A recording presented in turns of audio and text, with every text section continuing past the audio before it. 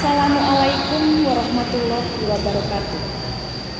Pada kesempatan ini, perkenalkan, saya selaku guru IPS SMP Negeri 9 Magelang menjelaskan video yang akan kita buat hari ini. Hari ini kita akan membuat sebuah video tentang wayang dengan lakon Ajimat Kalimosodo yang saya ambil dari Serat Centini. Dalam Serat Centini dituliskan dalam Pupuh Pangkur yang nantinya saya akan berkolaborasi dengan guru bahasa Jawa SMP Negeri 9 yaitu Ibu Sandra. Sehingga nanti dalam pembelajaran kokurikuler ini siswa dapat melihat dan juga menyaksikan pertunjukan wayang dalam sebuah video kolaborasi antara guru IPS dengan guru bahasa Jawa. Nanti dalam video saya akan memainkan wayang yang terdiri dari dua wayang, yaitu adalah wayang Sunan Kalijaga dan juga Prabu Yudhistira. Dalam Ajimat Kalimosodo, Sunan Kalijaga menyebarkan ajaran Islam di Nusantara dengan memanfaatkan kesenian wayang. Wayang bagi masyarakat Jawa bukan hanya sebuah tontonan, tetapi juga merupakan sebuah tuntunan yang sangat diminati oleh masyarakat. Maka tidak heran jika nantinya Islam bisa berkembang dengan pesat dan diminati oleh banyak orang, terutama di wilayah Pulau Jawa. Jadi, Ajimat Kalimosodo yang dibawakan oleh Sunan Kalijaga melalui kesenian wayang memang menjadi jalur penyebaran Islam secara damai dan juga disukai oleh masyarakat. Kenapa? Karena Prabu Yudhistira adalah seorang tokoh raja dalam cerita Bharatayuda, di mana nantinya dia akan menjadi seorang raja di Hastinapura dan menjadi panutan bagi banyak orang. Dalam kisah Ajimat Kalimasada, Yudhistira nantinya akan mengucapkan kalimat syahadat yang menandakan bahwa dirinya sudah mulai masuk Islam dan berpengaruh kepada masyarakat yang menonton wayang yang tadinya tidak mengenal tentang Islam sama sekali, kemudian menjadi tertarik setelah menonton pertunjukan wayang yang dilakukan oleh Sunan Kalijaga. Jadi penyebaran Islam dengan cara yang damai dan menarik ternyata memang berdampak positif untuk menambah banyak orang-orang yang mau menganut agama Islam di Nusantara. Serat Centini Pupuh Pangkur. Jeng Sunan sampun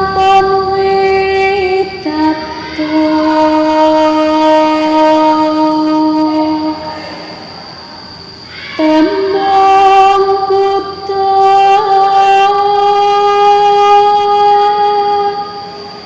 tenyo asong pambagi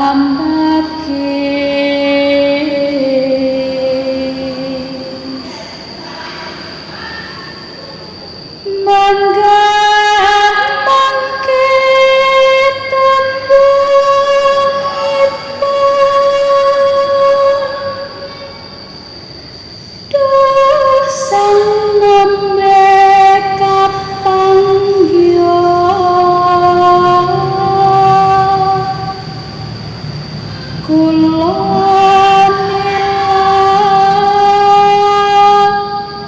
krami ing sanak satuku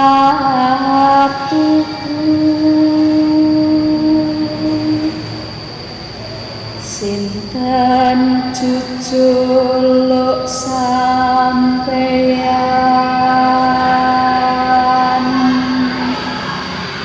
tuwen kawijilan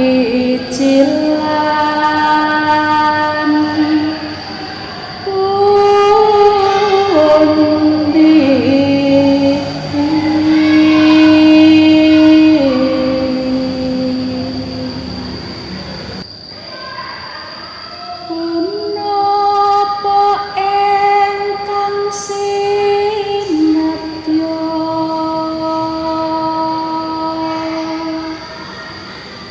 dene langgah ning wana tanpa kanthi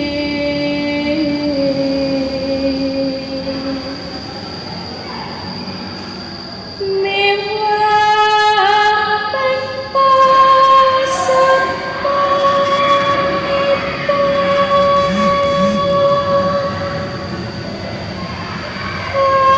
katinandang sungkawa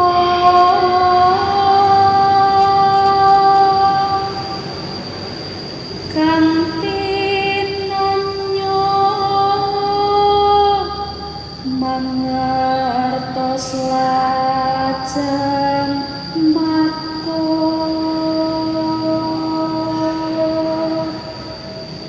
ugi cara basa Buddha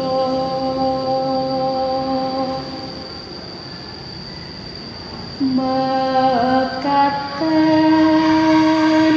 jawi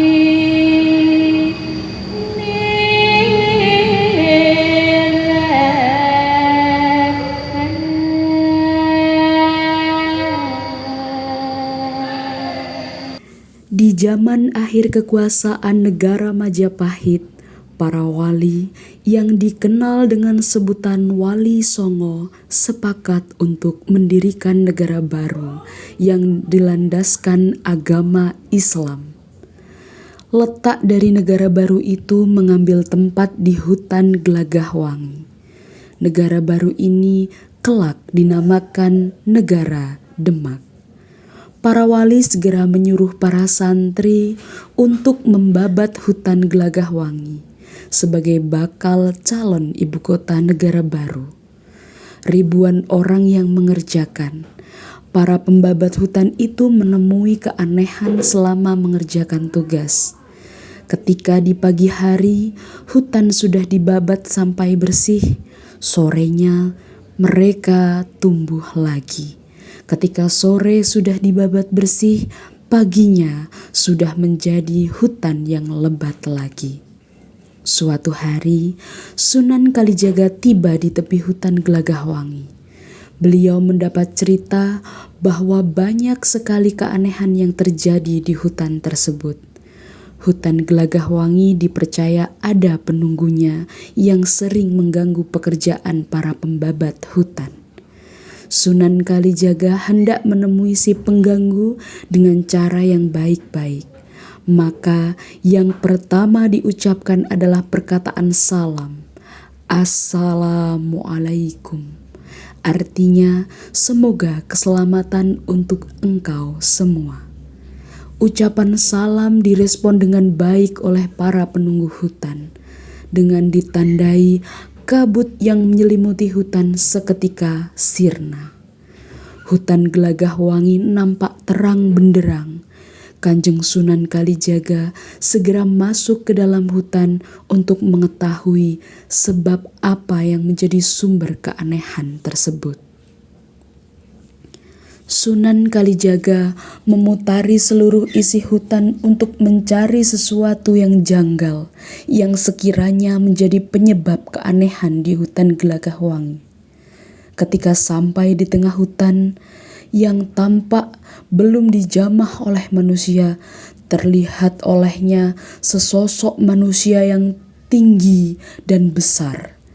Dari tubuh manusia besar dibandingkan dengan manusia biasa, besarnya sekitar 3 kali lipat. Sekujur tubuhnya dipenuhi oleh bulu-bulu yang tebal. Rambutnya gimbal, bulunya panjang, duduk pada posisi di bawah pohon beringin, batu rata licin alasannya. Sikap kedua raksasa itu, tangan kiri disilangkan di depan dada, telapaknya menumpang di atas pundak kanan. Adapun tangan kanan terlihat menggenggam dan diangkat di atas kening kanan. Sikap tangan kanan ini seolah sedang menggenggam suatu barang yang dimuliakan. Sunan Kalijaga segera mendekati dengan tergesa, menyambut dengan manis, hormat, dan memberi salam kepadanya. Assalamualaikum. Raksasa itu hanya diam dan menatapnya. Kemudian Sunan Kalijaga mengira-ira bahwa yang disapa mungkin tidak mengerti karena tidak menjawab salamnya. Selanjutnya, dengan sopan Sunan Kalijaga bertanya, "Duhai saudara, dengan penuh rasa hormat, izinkan saya bertanya, siapa saudara gerangan? Dari mana asalnya? Sepertinya saudara sedang dilanda kesedihan."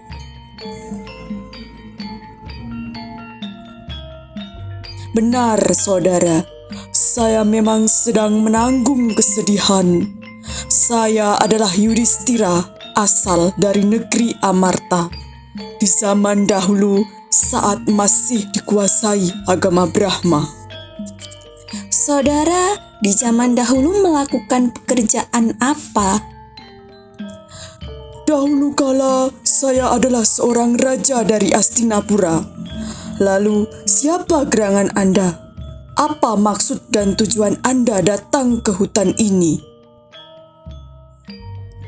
"Duhai Raja Yudhistira, perkenalkan, hamba adalah Sunan Kalijaga, termasuk wali dari wilayah Majapahit yang berkedudukan di Kedaton Giri Gajah. Hamba adalah utusan dari Sunan Giri untuk memeriksa keadaan hutan karena ada yang jahil dan memasang tuah pada pembabat hutan. Hamba sudah mengelilingi hutan, tapi hanya bertemu dengan Yang Mulia." "Tunggu sebentar. Sepertinya ada kesalahpahaman di sini. Bukan saya yang berbuat jahil. Tidak sama sekali, wahai Sunan Kalijaga. Saya di sini sudah sangat lama. Setelah mendapat petunjuk dari dasar samudra selama 600 tahun, saya disuruh bertapa di hutan Gelagahwang ini." "Kalau boleh tahu, apa yang sebenarnya Yang Mulia cari dalam pertapaan panjang?" "Wahai Sunan Kalijaga, saya berupaya mencari jalan supaya bisa menuju pada kematian." "Ada apa gerangan Yang Mulia Raja Yudhistira tidak bisa mencapai kematian?" "Begini Sunan Kalijaga, saat saya lengser dari jabatan raja, Dewa Agung memberi saya jimat namanya Kalimasada. Hingga saat ini masih tergenggam di tangan kanan saya." "Mungkin Yang Mulia harus mengamalkan ajaran dan makna dari jimat tersebut." "Duhai Sunan Kalijaga, saya belum pernah membukanya. Saya takut untuk melihatnya." "Mohon izin Baginda, apakah diperbolehkan jika ada orang yang mampu membaca jimat tersebut?" "Saya akan sangat berterima kasih. Namun orang tersebut harus mengajarkan makna yang terkandung di dalamnya." "Marilah kita coba Baginda." Raja Yudhistira menyerahkan ajimat tersebut kepada Sunan Kalijaga. "Ini Sunan, cobalah untuk membacanya." "Mohon izin, hamba buka Baginda." "Wahai Raja Yudhistira, ternyata isi ajimat Kalimasada adalah kalimat syahadat yang berbunyi, Asyhadu an la ilaha illallah wa asyhadu anna Muhammadar Rasulullah. Artinya, tidak ada Tuhan selain Allah dan Muhammad adalah utusan Allah. Asalkan orang sudah beragama Islam dan mengetahui makna dari kalimat syahadat, maka akan tenang hatinya dan dapat mati dengan sempurna. Sungguh, Anda membawakan informasi yang menggembirakan, wahai Sunan. Demikianlah sang Prabu Yudhistira lalu berguru kepada Kanjeng Sunan Kalijaga yang telah sanggup membaca isi pusaka Jamus Kalimasada dan sanggup mengajarkan makna dari pustaka itu. Makna kalimat syahadat telah diajarkan sebagai pedoman mencapai kesempurnaan hidup. Difahamkan oleh sang Sunan sehingga sang raja mengerti arti dari kehidupan dunia dan akhirat. Kanjeng Sunan mengajarkan ilmu sangkan paraning dumati, yakni ilmu tentang asal-usul manusia sebelum tercipta di bumi, sampai akhir tujuan hidup kelak sesudah meninggalkan dunia ini. Semua yang diajarkan Kanjeng Sunan sudah diterima dengan baik oleh Prabu Yudhistira.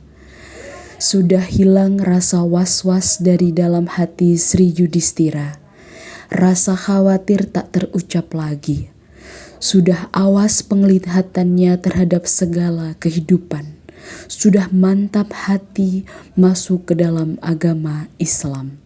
Ilmu yang diajarkan oleh sang guru sudah tuntas masuk ke dalam hati, menetas tepat sempurna. Prabu Yudhistira merasa sudah bisa mati dengan sempurna. Sudah jelas tempat yang akan dituju, sudah faham dan makna mati sajroning ngaurip, yakni matinya keinginan diri, munculnya kepasrahan total kepada Tuhan. Sangat-sangat berterima kasih beliau kepada sang Sunan, serta merta dengan penuh kerendahan hati hendak memuliakan sang guru dengan menyembahnya. Kedua tangan sudah mengatup, tubuhnya menunduk dengan hormat. Namun tindakan itu ditolak oleh Sunan Kalijaga karena raja memiliki kedudukan yang lebih tinggi. Selanjutnya, Yudhistira menyerahkan hadiah sebagai ungkapan terima kasihnya kepada sang guru. Isinya berupa untayan daun lontar atau koprak yang memuat 3 gambar bayangan beserta tulisan. 3 gambar bayangan di daun lontar merupakan gambar dari tokoh di zaman Purwa. Pertama adalah gambar Sri Baladewa, Raja Mandura.